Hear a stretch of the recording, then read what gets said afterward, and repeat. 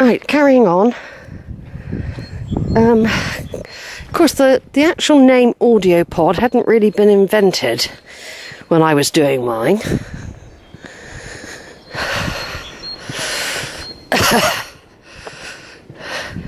Yeah, connected online. It's good, this web facility on this camera, isn't it? Goes straight to the computer. Very good. Saves me having to save it, because it's going straight there. A few leaves out, a few people walking, wandering about while the weather improves. As you can see, still a few puddles about from the other day. It's not always easy to do video when there's people about, really. I just have to cut people out. I have to edit it. Anyway, where was I? Yes, so the real information, if you like.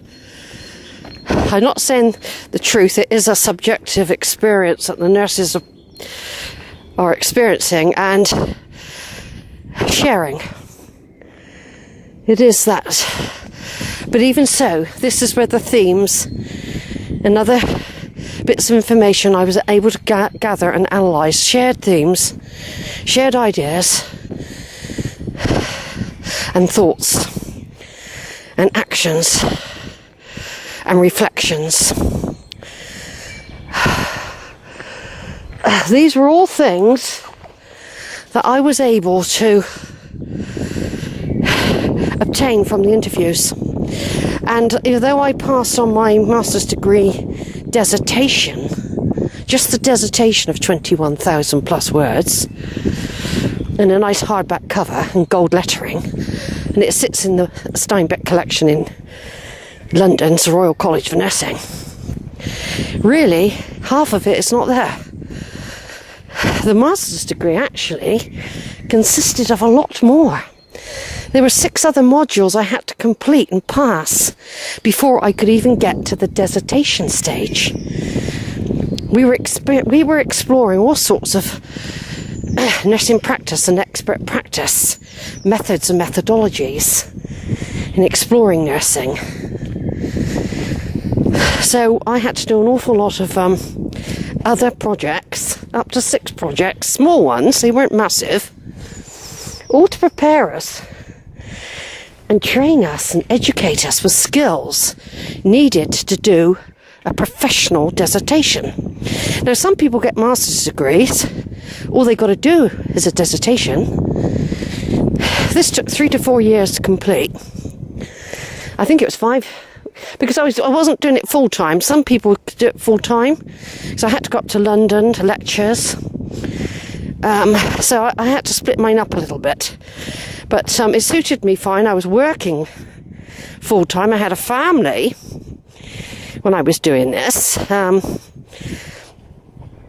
I didn't complete it until my own daughter, Georgia, one of my daughters, had started university herself in Bournemouth. And 2 of my daughters came with me to the graduation in London in 2002. So what I'm saying, the actual MSc consisted of an awful lot of work. The Masters itself was intensive. And the Masters, like I said, with the tapes and the interviews, had such a large plethora of information. Valuable stuff, valuable for the ward, valuable for anyone who's interested in caring for confused elderly people. I mean, this was specific to an orthopaedic area where you had all sorts of things going on besides pain control, wound care, post-op care, elective and trauma surgeries. You had an awful lot of elderly living in the area. A lot of people retired to this area, and basically a lot of women especially broke their hip. I mean, we're getting on top of it more, encouraging people to start taking vitamin D if they're short of it, and eating bone material that gets your bones and teeth strong. So anyway, now these interviews, I think there were 8 main interviews, and I did 2 pilot studies. Now, the pilot studies on their own were very, very good. They provided me with a wealth of information, a base, a very good base, to start looking for my themes. I mean, if you want to know what the themes were, I mean, there's all sorts of themes. I'll go into them later, but some of it was like hospitalisation, environment, abuse, attitudes.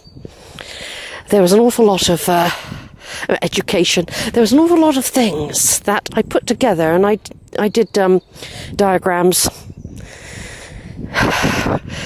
and I think there was 8 main interviews. All this had to be transcribed. Most of it I did meticulously. Some of it went over the required time, but I still kept the tape rolling. I kept the audio running, but I didn't include every single bit. They were so keen to pass on their information. But you have to remember the subjective experience. Medical models of research, like facts, they don't always go on people's feelings. But ethnography is different to that. It embraces the subjective. So the fact that you are biased or is very difficult to erase out exactly. You just have to give your lived experience as well. It's you can look for other things. And we've all got personal feelings. You could have a bad day, a good day. All can influence your perceptions of that day on what's going on when some confused person is being cared for. Some things became entrenched in ward culture, like cot sides, padded cot sides, and lots of other things that were brought to the attention. Obviously, I couldn't write about it all. There was a word limit. But enough came out of that study for future, because looking back on them now, I can positively say that, if anything, things probably got worse.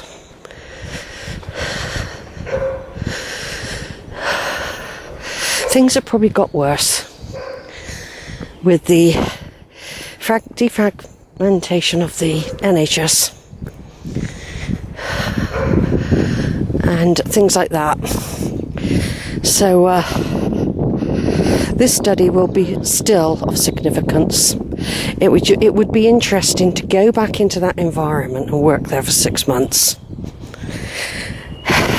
as an observer worker, just to see what's going on. Has the structure of the ward, the layout of the ward changed?